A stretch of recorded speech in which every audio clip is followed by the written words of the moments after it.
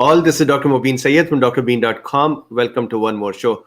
So today we will go over the super vaccine related questions that I saw yesterday in under the YouTube. So there were some simply questions that were just being, folks being facetious, but there are some very excellent questions there as well. So what we would do is we would go over those questions. Questions are, for example, is this vaccine and ivermectin the same thing in their mechanism, or have we figured out how to cure common cold, or is this vaccine made with DNA or would change our DNA or RNA? So I thought these are important questions to look at and answer those questions. With that, some other housekeeping things. We will have the conference with Dr. Tess Lawrie over this Saturday and Sunday. I had asked her for the link and she tweeted it out, which I retweeted it. However, the conference is for medical doctors to be able to educate them about ivermectin and to hear from the panelists who are doctor to hear their messages as well. So I couldn't get a link that is for general use. Hopefully that conference will then be uploaded later on. So that is one. Secondly, on Monday, we will have Dr. Tess Lawrie with us. I wanted to discuss the WHO's discussion and the WHO's message with them. And then I think Wednesday, Dr. Fareed Jalali will be with us. And then 4th of the next month, we'll have Dr. Pierre Corey. So we have a bunch of stars who will join us next week and the week after. So let's look at that. Another important news that I wanted to start with, and that is the cool bean from Israel, David, today shared a few links with me that I would talk about tomorrow. But one of the links had this message that there is a study that showed that the vaccines, there are no variants in Israel that are vaccine resistant. So this is a very important news, and we will discuss this tomorrow in more detail. So with this, let's start our discussion. Hope everyone is doing good and fine. And I have drawn a lot of pictures for us today. So when I draw these pictures, I think that I have finally found something that I love. I love painting and drawing and arts. And now I have found a way to combine it with medical teaching as well. So thanks to all of the cool beans to drive me in this path. So let's see the questions.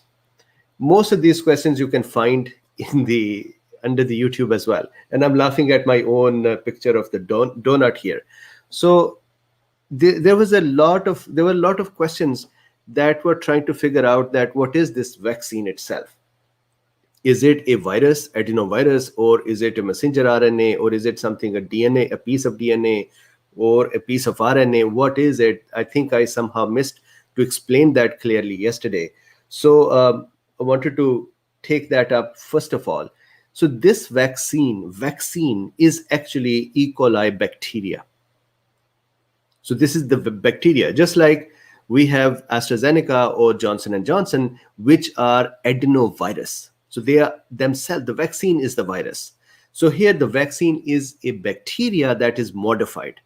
So would they modify our DNA? No, they modified the DNA of this bacteria.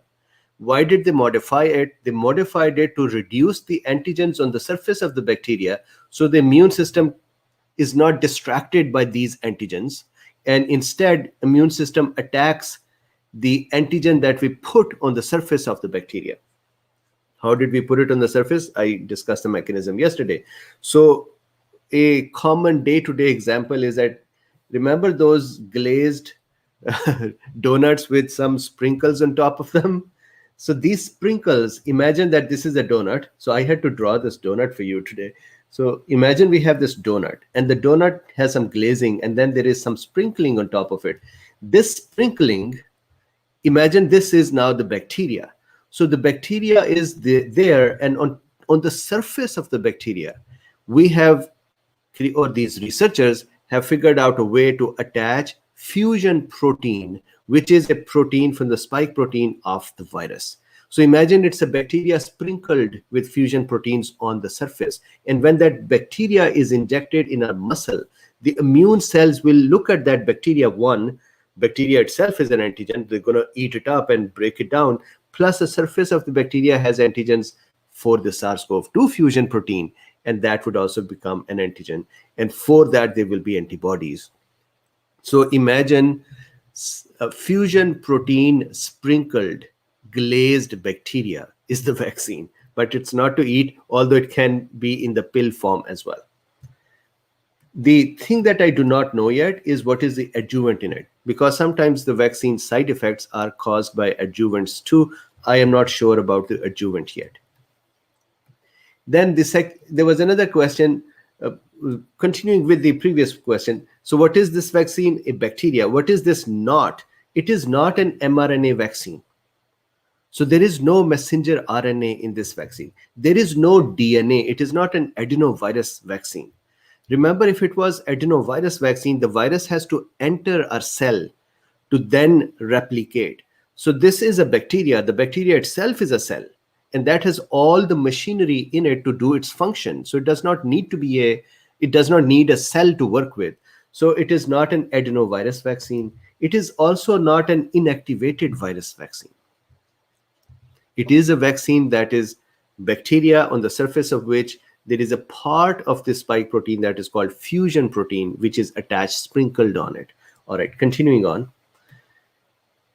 What is this Hey, Luffy. What is this vaccine like? Is it like any... So let me open the door for Luffy. Give me 1 second.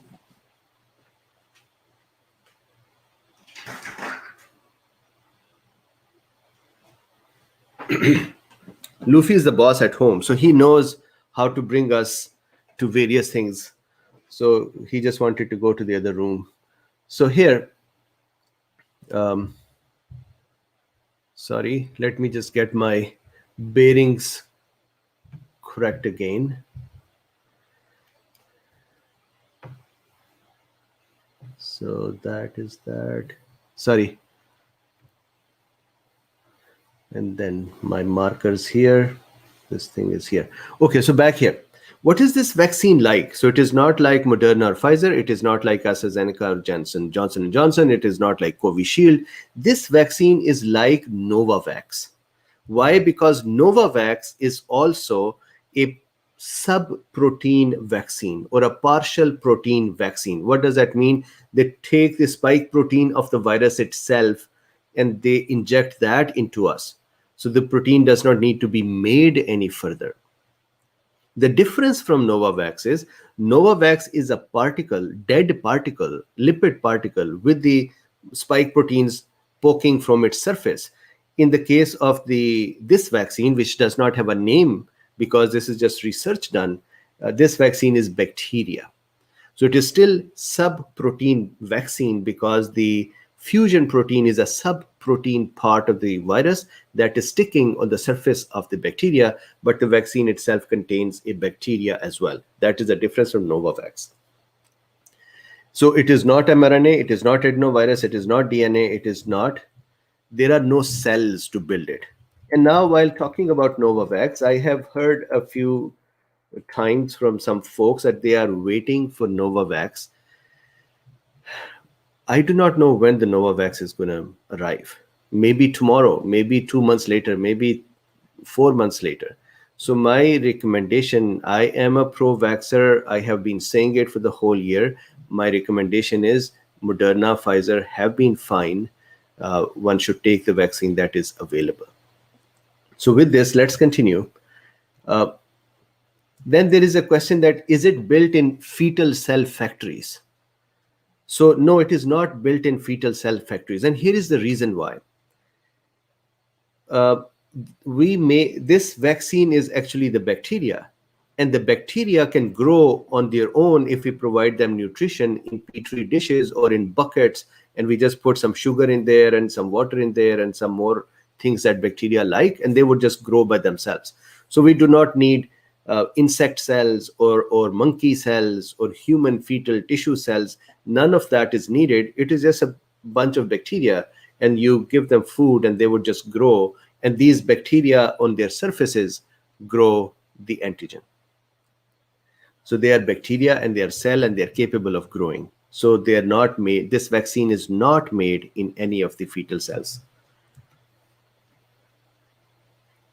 So can it be in the form of a pill? So I forgot to mention this yesterday, that this vaccine, the researchers had said it can be parenteral, that means, for example, intramuscular, or enteral, that means, or oral, that means taken by mouth. So it can be a pill, or this can be intramuscular as well.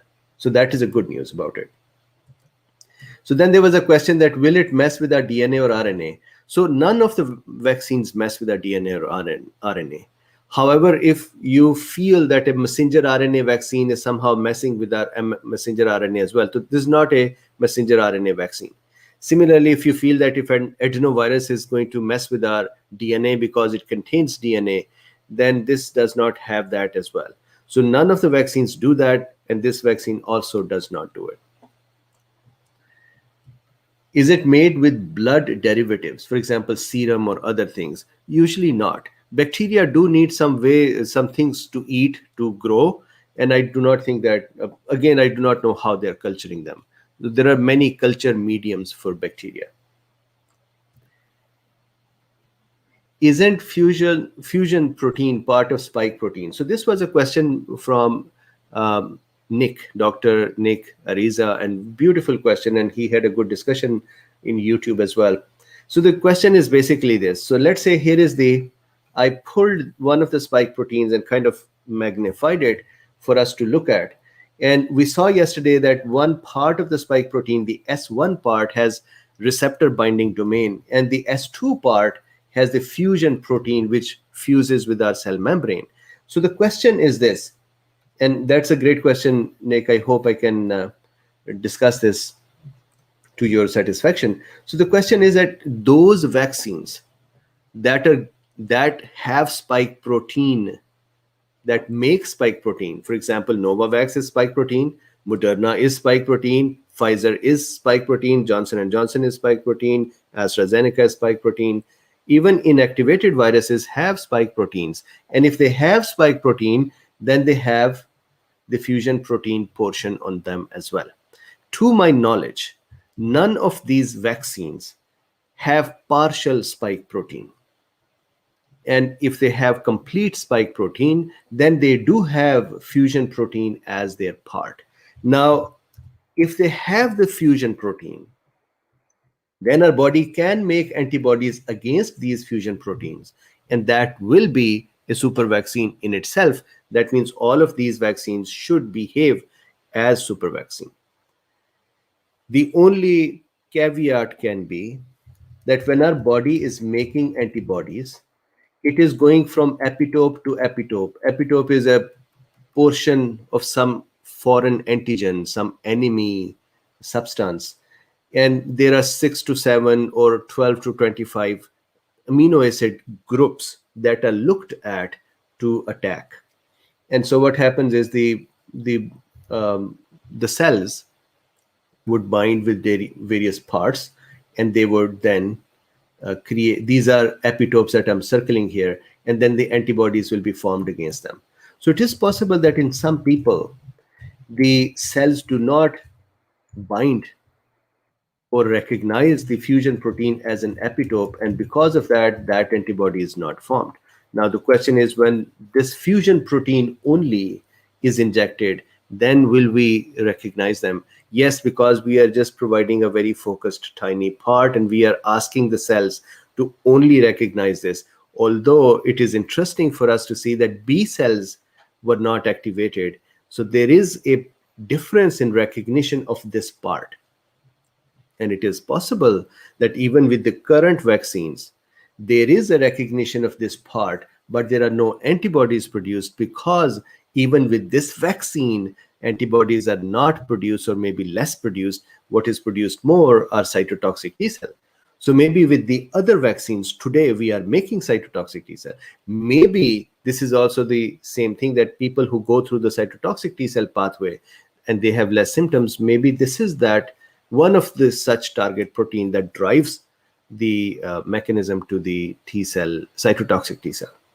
So the good news is that they were able to instigate the immune system. They were able to bother the immune system to be able to react to it. So, at least in their vaccine, the immune system reacted, which then gives me two possibilities. One is, in some of us who are vaccinated or have infection, I am sure some of us do have epitopes recognition of the fusion protein and have antibodies against them. And then some of us may not have it. This vaccine is going to make sure that we all respond to it. Because of this, I think that combining this vaccine with others might be useful as well, or just taking it by itself could be useful as well. So, very interesting question. And I actually had the same question in my mind as well, that if somebody is infected and they've made the antibody against this, then they're good. Or if somebody has the other vaccines and they've made the antibody against its part because the vaccine brought in a spike protein, then they should be good. Why do we need separate fusion protein? But there are possibilities that that epitope is missed in the whole bigger structure. Other platforms can do this as well. So then there was a very decent question, and that was, if bacteria can be trained to make this fusion protein, can messenger RNA or other proteins not do it, or other vaccines not do it? Yes, they can. So we can create this part of the messenger RNA, this part of the protein's messenger RNA, and just put that in the lipid nanoparticles, and now that is a messenger RNA protein vaccine against this protein.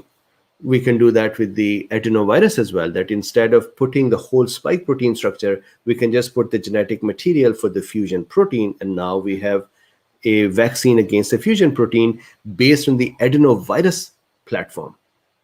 So that is also possible. Now, the question is that if this is possible with all of those things, why isn't it done? So I think that these researchers, and give me 1 second, these researchers had a special need in their mind, and that was, could we have a platform that is tried and tested for a long time? Cholera and pertussis vaccines are these vaccines, have been in production for a long time, has factories in the developing countries already existing. These factories are used to making this vaccine on a regular basis, and we just give them new bacteria to grow and they'll grow them. So that was their point of view, that can we make cheaper vaccines available to developing countries? This is why they tried it. This means it may not be a, I think it's not even, I should not use, it is not a lucrative vaccine to be made by other vaccine companies. But can they take fusion protein and then wrap it into these other types? Yes, definitely they can do that. So why did they not make it earlier? So I think that is once again about money, it's about cost, it's about business aspect of it. So commercial viability may not be that attractive.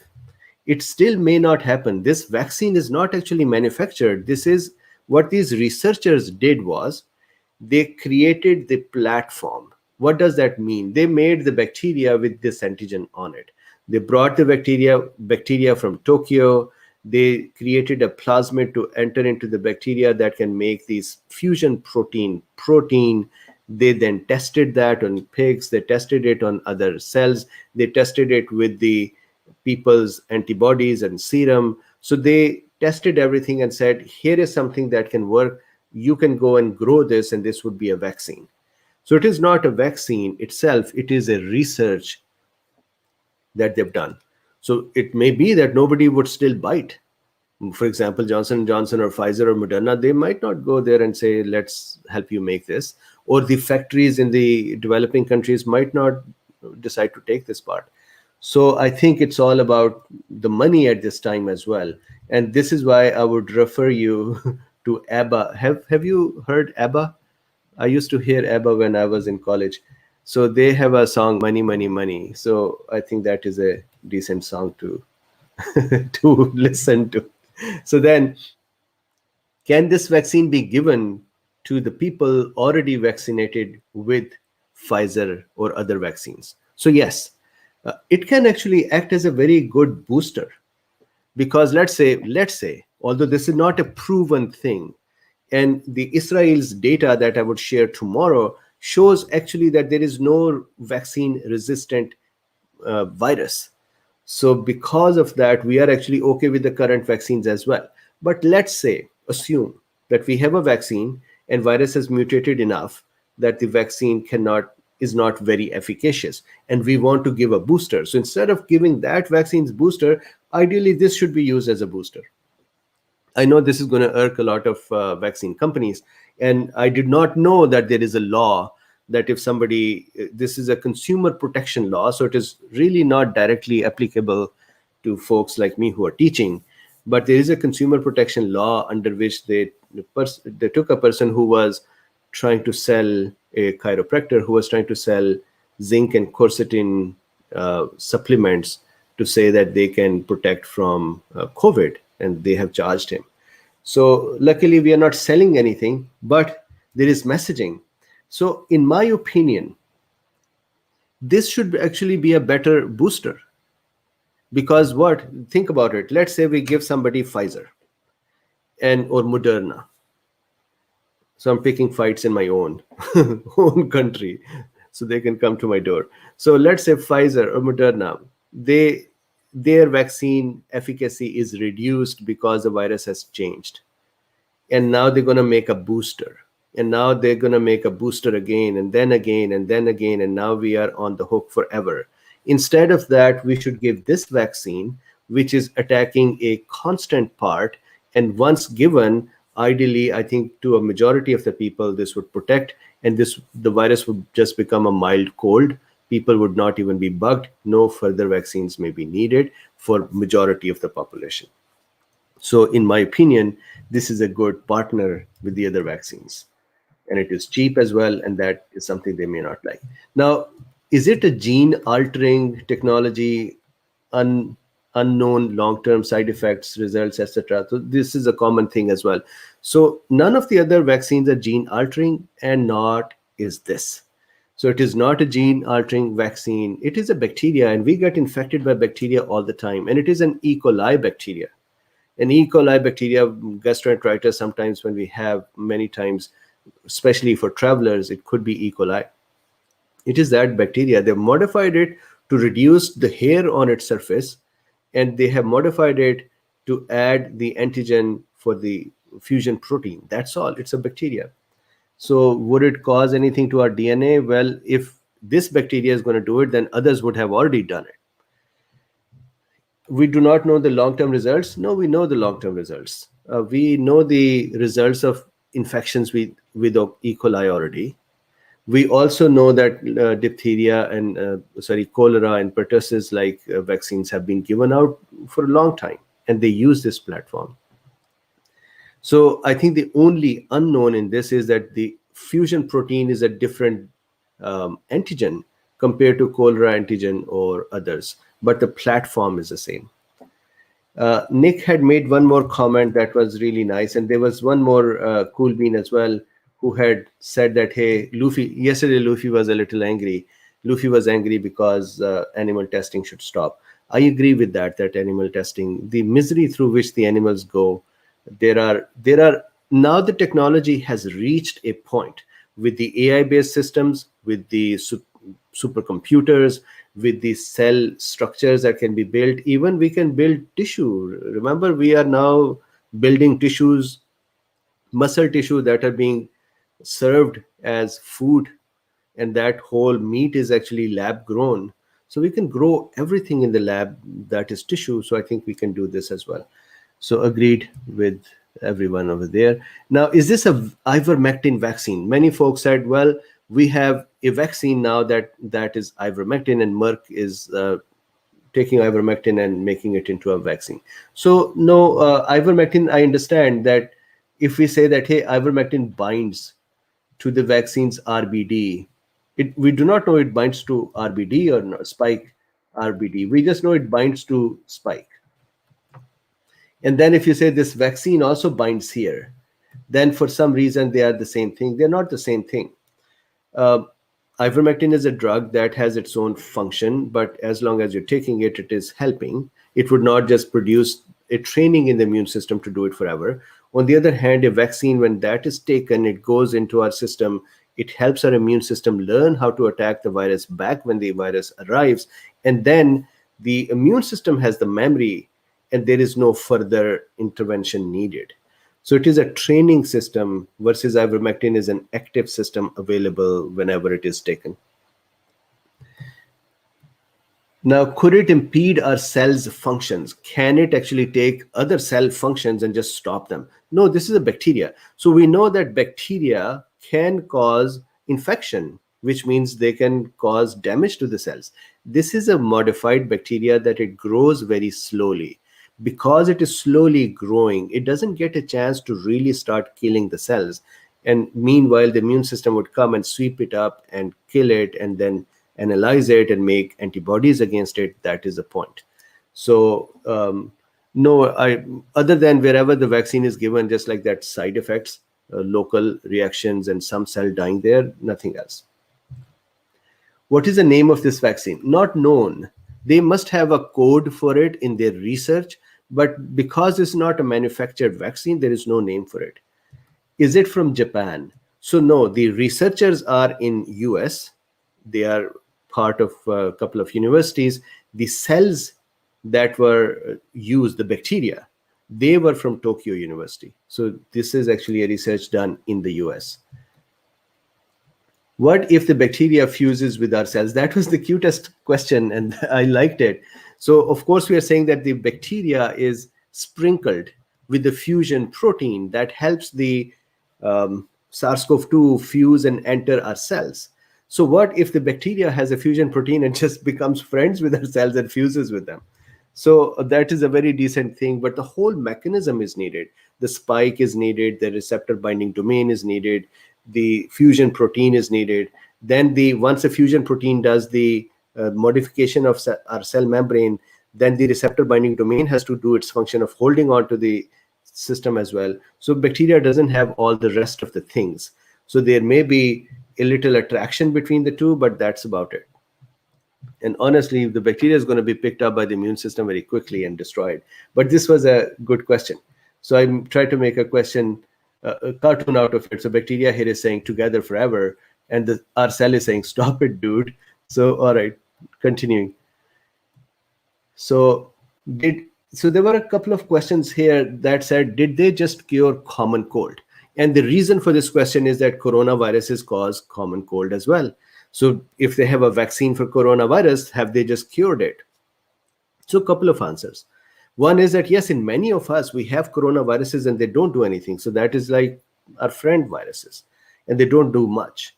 So yes, in that way, we all are kind of cured, majority of us.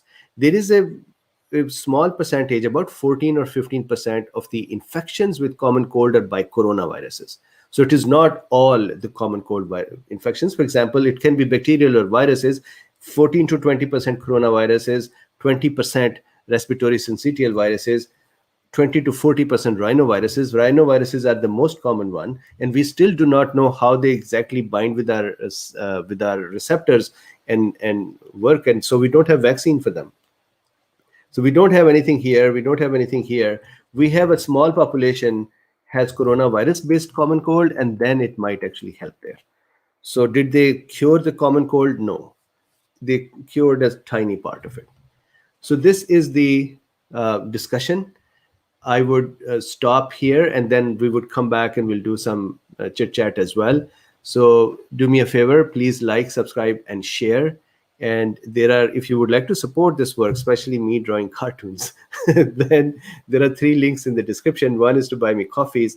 One more is to become a patron, and one more is to support this channel in general. So thank you very much, and I would see you in a few minutes.